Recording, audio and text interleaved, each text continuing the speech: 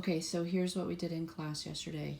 The two main ideas were the appositives and the expletive there. In order to introduce a positive, I believe I took these sentences and I found a couple of other English sentences from exercise 38 and I put them on the board like this. I asked the kids, what do you notice that's different? We saw that there were commas and these phrases that were tucked after the comma. And so I underlined those and I asked if anybody knew what that was. And lo and behold, we had one student who knew it was an appositive. She defined it for us. And so we actually moved very quickly through that. The appositive will be a word or a phrase that immediately follows a noun and it explains or clarifies or gives an example of that particular noun. So anyway, we did that, and then I said, now let's ignore the appositives and let's go through. We did our question confirmation, and we identified, the subjects and verbs and all of the nouns of the rest of the sentences. So we noticed that all of the patterns were different. We had different types of verbs. We had transitive, intransitive. We had linking. We had predicate nominatives, direct objects, indirect objects. We have this sentence with really nothing but the subject and intransitive verb here. So we went through that. You can look at the picture of the board. So then we went and we read the text on appositive to see if we could figure out what they are telling us in this textbook about appositives. In that process, we saw I had them define apposition. I had looked it up ahead of time. Actually, here it is right here. This is a little easier to read. And when I looked it up, this was really interesting. I found that juxtaposition, which was one of the words in this definition, I looked up juxtaposition, and this word means side by side. So I thought that was kind of cool. And so we talked about that, and sure enough, our appositives always are side by side with the noun that they are pointing to. We read the rule, and we talked about how it agrees with its noun in number and case. So when we go to identify these, if this noun is nominative, then that's going to be nominative. This guy is accusative, so this one's going to be accusative. So it's not that they're going to have the exact same ending, because it is possible that they would be in different declensions, and therefore they would have different endings. So we reviewed how to come up with a gender with our new vocabulary nouns, and then we worked on exercise 36. We did one sample of that, and this is kind of our process.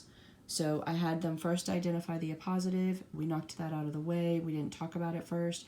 Then we actually went to the verb, and we identified the verb and its adverb. We underlined this for plural.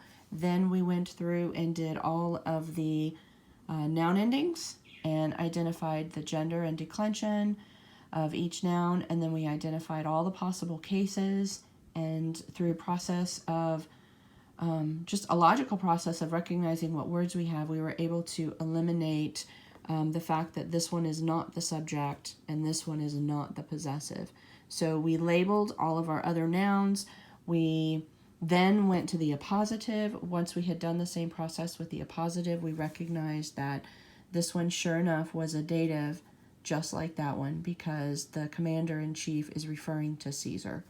Anyway, so then there's the definition of that sentence, and we then went to the expletive, which is over here. All right, and before we read the text, I put up one of these sentences, and we talked about it. Now, I didn't have it labeled on the board, but I did ask them, can you identify the verb? Because that's kind of where we always go first. Once we identified the verb, I asked, well, where is the subject? And actually, they were a little stumped at first. And so I asked them, well, what is this author really trying to say? He's talking about something. Something is in Gaul. Like, can we write the sentence another way? I had different versions of that. Some people would say, well, in Gaul, there are dangers. But then finally somebody said this one, dangers are in Gaul. I'm like, is this one a little easier to spot your subject? And sure enough. And so this sentence has a little tricky situation in the fact that we have that inverted sentence pattern. The subject comes after the verb.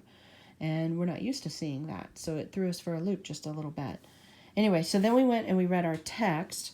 And anyway, so this explains what an expletive is. It's not referring to a bad word.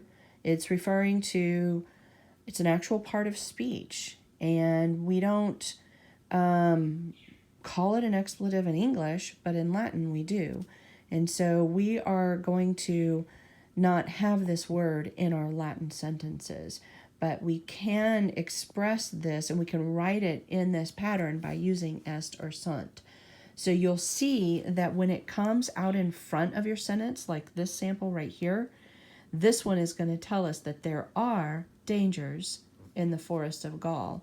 So you can translate it with the expletive there, which is what you're going to find in the answer key. But technically, you could say dangers are in the forest of Gaul. You would not be wrong. But I do want them to go ahead and use the there are dangers at this point, because they just need to recognize it and understand how it works.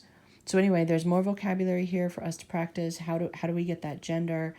And anyway, I hope this is helpful.